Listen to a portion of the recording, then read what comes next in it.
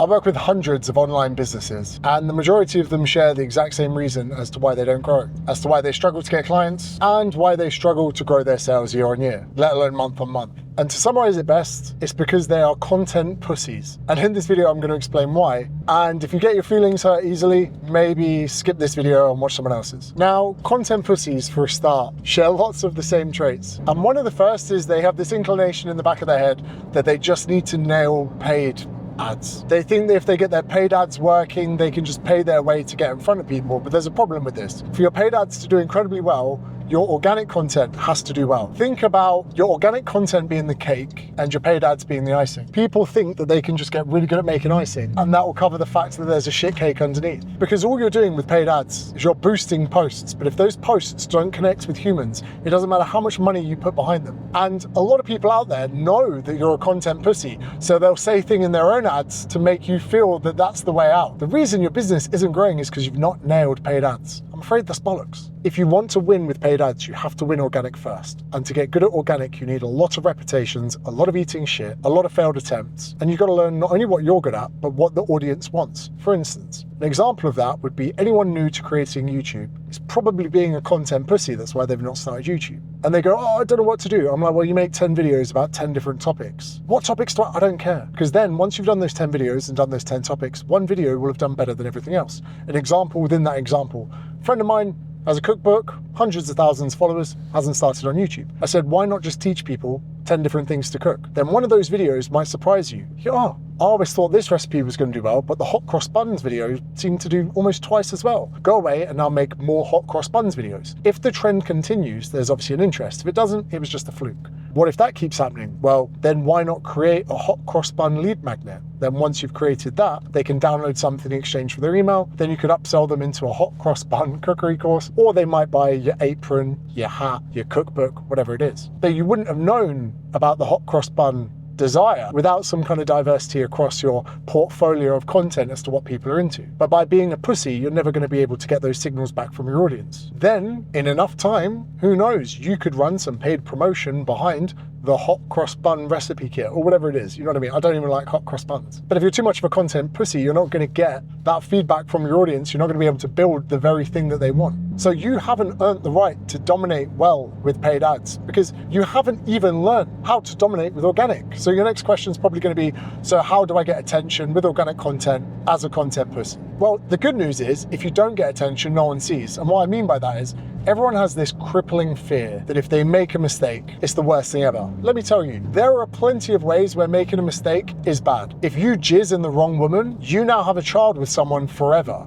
The cost of making a mistake there, dire. If you share your crypto wallet key and someone takes your life savings, that mistake is dire. If you punch someone in a street fight, they hit their head on the concrete and they die and you go to jail, that is a mistake that is really bad. But if you make a piece of content that bombs, no one sees it, quite literally because it bombed. So when you weigh up what failure looks like in some areas of your life to the other, you're like, oh, there's actually not really anything that scary by making mistakes. If anything, there are benefits to making those mistakes because those mistakes show you what works and what didn't. You get feedback from that. You don't get feedback from actual bad mistakes in life, apart from you're going to jail or you're back to £0 or dollars. So you get to put out this grand landscape of different varied content, which should all be about people's problems, by the way. No one cares about you. No one cares about your clients. All they care about is themselves. Now, sometimes you can portray your own stories or your client stories to get the person watching to give a shit, but ultimately they only care about themselves. So if you want to get someone's attention, make a reel that really helps them solve a certain problem. And you're like, oh, where do I get the idea of problems from? Most of you should be working with people. Quite literally, the questions that they ask you are gold dust. I'm actually about to hire someone who does a certain job, and all I want them to do is feed me the questions that their clients are asking them, and I'm going to pay them for it because I've lost touch in personal training a bit with the actual problems that people are facing in 2026. So I said, if you tell me what your clients want to know, the issues, the insecurities, the fears, all of those things, I'll pay you for it because I need that to help me to make better content. So if you're a content pussy, you're probably wondering, how often should you post? As often as fucking possible. A friend of mine, as an example, has posted hundreds of recipes only to Instagram. So not to Facebook, not to TikTok, not to YouTube Shorts. And she's got loads of spare time. I was like, why haven't you taken all those old posts and reposted them? And I go, whilst you do that, repost them to Instagram Instagram as well. If posting them once got you 200,000 followers, imagine what posting them 2 or 3 times would get you. Then she could put out 1 new post a day plus 2 old posts. That's 3 posts a day. Now, I would never in history ever said that you need to post more than once a day, but actually times are changing and I'm hiring someone else to help me put out more posts. How many? 15 a day. Yep. I'm going to hire someone full-time to help me put out 15 reels a day. Probably 15 trial reels, of which 4 will get posted, the ones that do the best. How often? Every day. So those of you out there posting 3 times a week, oh, that's cute. I'm gonna do 5 times that in a fucking day. So if you wanna play in the big boy leagues and have nice things that big boys have, like, you're gonna have to step it up a bit. 1 a day minimum. It doesn't have to be a beautifully curated reel, it just has to be a piece of content. Now, I can, as your business mentor, I can accept your reels bombing. If I turn up to your Instagram and it's just bomb after bomb after bomb, fine. But if I turn up to your Insta and you haven't posted, you've been inactive, that I cannot tolerate. Because most stand-up comedians that have amazing sets have eaten shit so many times. They've tried jokes, they've done works in progress, they've gone out with their notepads. So if comedians have to go out and eat shit and bomb, why do you think you get to go all the way to the top in this content creation game without fucking eating a bit of shit? Now, you're probably crippled as a content pussy by a fear of judgment. So let's get into it. You are not worried about what your clients think. You're worried about what other people in your industry think. As an accountant talking about corp tax, you're wondering what other accountants will think. As a chef putting out recipes, you're worried what other chefs will think. As a personal trainer, as a coach, you're worried about what other coaches will think. They are the only people that will never buy your shit. That's like being a fucking butcher's and worrying what the vegans are thinking. Do you understand how moronic it is to be feared, to be judged by peers, literally the only people that will never buy your shit? And if you want to get over the fear of anything, action is a fucking amazing way to do it. So what I mean by that, in CBT, cognitive behavioral therapy, I'm pretty sure there's something called exposure therapy. So if you're scared of something, you should expose yourself to it. Now, if you're scared of spiders, don't go jump in a pit full of 1 million fucking huntsman spiders, not that. But you could find a really small, non-scary spider and hold it in your hand for a minute. And guess what?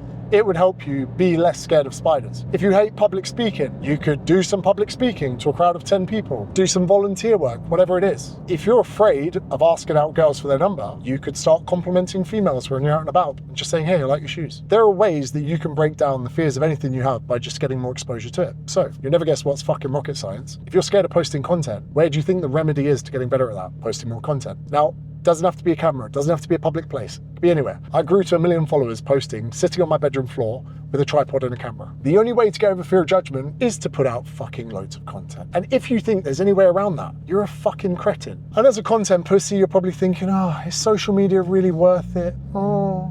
Business for years has been on hard mode. It's been so fucking difficult. Then social media came along. Think about this. Personal training has been around for decades.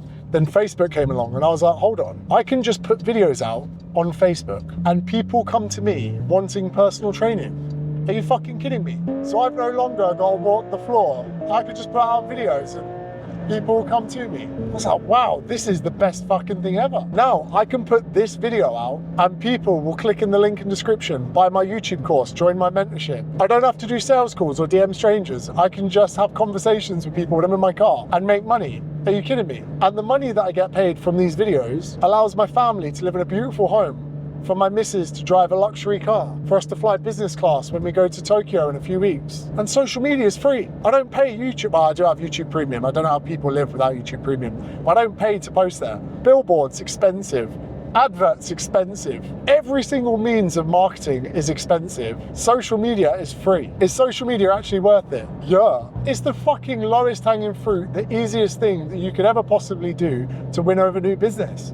Better yet, you get to spend so long in front of people chatting to them that they get to know you. Most of you, if you go see me in the street, if you go stop me when I'm having a coffee and say hello, you're like a friend I've not met yet. And I think that's wonderful. I think that's great. And so many of you out there are just a few thousand videos. I know a few thousand seems scary, but let's rewind a bit. If I said you put out 1,000 videos, you don't check how much things cost at dinner, you get to pay off your parents' mortgage or retire them early, and your future family never have to worry about a thing, would you do it? Probably. So what's the question? What's the problem? What's the hesitation? Because if you do it right, it's been proven over and over in front of you. Sean Casey, Adam Sullivan, myself. I can't think of a time that someone's put out thousands of bits of content and not completely changed their life. Now, what's a realistic time frame for growth? Some of you will do it in 500 posts. Let's say short form. The majority 1,000. I reckon you'll have to put out 150 YouTube videos, and I reckon you'll have to grow your email list to a good 5,000 before people start buying. Now, when it comes to timeframes, here's the thing. For some people, that's 5 years. For some people, it's 3 months. But the main determining differentiating factor here isn't how long it is, it's how much you work in that period of time. It's like weight loss, right? If you want to lose 10 kilograms, you do that in 3 weeks if you went fucking ham. But the realistic thing you want to do is probably do it over 2-3 months. But then some people drag their heels and spend a fucking year losing 10 kilograms. This is the biggest hindrance to people becoming successful. And it's the fact they're fucking pussies when it comes to content. They're not willing to just pump, to have videos bomb, to test. You understand, some of the people you're competing with in your industry are putting up hundreds of adverts to find one that does well. 300 advert creatives to find one that does well. And you're there thinking, oh, I tried that reel, it didn't work. Do it again, post more, go to twice a day. Because either your diary is full of clients that pay you really good money, or if you're broken skin, you've got so much time throughout the day that you should be posting more than me. Every single waking hour is an opportunity for you to post more, and use it to fuck around and play around with your dick in your hat. And it's not even that you're wasting your time or wasting your opportunity. It's the fact that as you do that, other people are doing what you won't, and they are going to win the clients that you didn't. They're going to get the recognition that you won't. They're going to sit in parts of the plane that you can't. And it's not even that you're not in business class. It's going to be this urge that you have in the back of your mind, knowing if you'd just committed for those few years, you could have got so much more done. I'll tell you something I didn't intend to tell you in this video. 2021, a lot of my friends got rich, really rich. It was only when I went to their houses that I realized, fuck. Whilst I was playing Call of Duty and having the best years of my life, other people did so well that their kids will never have to work, which I don't think is a good thing, but it's nice to have as an option. And these massive houses, beautiful cars. And it's not that I'm jealous of their success. It's that I'm annoyed that I didn't use that time right. And I've got friends now at the moment being content pussies. And I say to them, ignore everything you feel today. Just ask yourself this. If things get harder, which very likely they could, will you be able to forgive yourself for not going all in now? Because there's a part of me that eats away at myself for the opportunities that I missed 4 or 5 years ago. And I'm making up for it now. I've got a chip on my shoulder for sure. But if you do not maximize the next 2-3 years, if I don't do it, I'm not going to be able to forgive myself. When I started, it was just Facebook. So no Instagram, YouTube was there, but not quite the same platform. People had to follow you to see your posts. Now there's so much opportunity. Cameras that you can put in your car, wireless mics that make you sound good, algorithms that show people content, your content when they don't even follow you. To be a content pussy in 2026, it's just one of the worst decisions, because it is a decision. You have 2 parts in life, action, inaction. You either did it or you didn't. The girl that you didn't ask out, you didn't